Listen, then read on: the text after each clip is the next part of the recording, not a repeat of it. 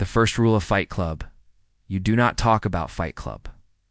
The second rule of Fight Club: you do not talk about Fight Club. And for our story today, we are going to tell you about someone who definitely should have abided by the rules of Fight Club. Welcome to my channel.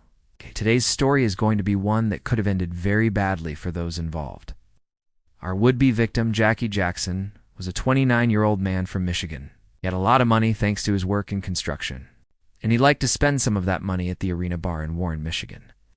Jackie was known for being pretty generous at the bar, often picking up the tab for him and his friends, and even buying shots for strangers.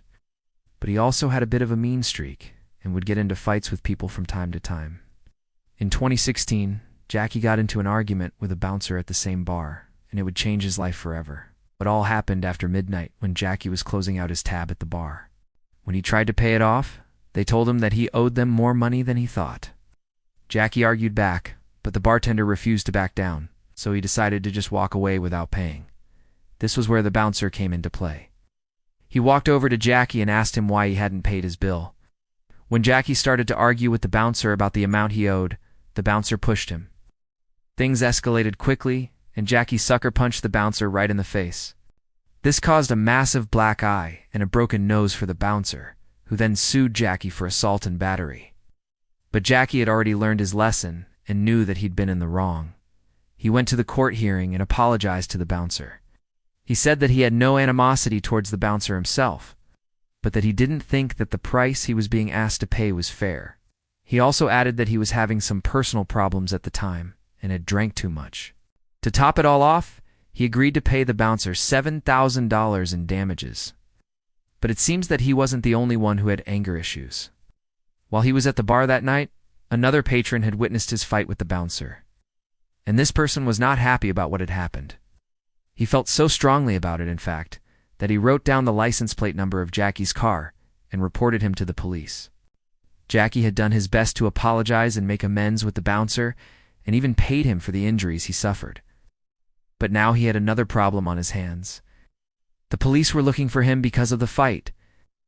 He heard about this through the grapevine and knew that he was in trouble, so he decided to flee, sold his house and left town, moving in with his girlfriend's parents. A few days later, the police showed up at their door asking if they'd seen him. They told them that he was wanted for assault with intent to do great bodily harm. His girlfriend's parents immediately called the police back and told them that he wasn't there. Then Jackie begged them not to say anything to the police and told them that he'd be gone soon. A year passed and things seemed to be looking up for Jackie. He got a new job, a new place to live, and most importantly, the warrant for his arrest had been dropped. Maybe if he kept his head down and stayed out of trouble, he would be able to live the rest of his life without any problems. But that was not to be. At a party that he attended, he ran into an old acquaintance of his who just so happened to be a police officer. The two of them got to talking, and Jackie even drank a couple of beers before his friend let slip that he was a cop. This put Jackie into a panic, and he excused himself to go to the bathroom. When he came back, his friend was gone. He thought about running away, but he had nowhere to go. So instead, he decided to drink a couple more beers and hope that the cop would unrecognize him. But the more he drank, the worse he felt. First, he felt stupid for almost getting arrested in the first place. Then he felt guilty for leaving his old life behind, and finally, he felt angry at the cop for ruining his night. This is when he made the fatal mistake of crossing the wrong person. As the night wore on, Jackie drank more and more, each beer fueling his anger. Eventually, he approached the cop and began to yell at him. He told him that he was a bad cop for looking for him and ruining his life. He also accused him of lying about the fight and said that the bouncer had it coming. As you can imagine, the cop was not happy with how Jackie was acting. At first, he tried to ignore him, but when Jackie continued to harass him, he had enough. He threw Jackie to the ground and arrested him for trespassing. When Jackie woke up the next morning, he was in a jail cell. He couldn't believe what had happened to him. He'd been arrested again, but this time it wasn't for fighting. It was for simply being rude. But as the day wore on, he realized that things could have been a lot worse.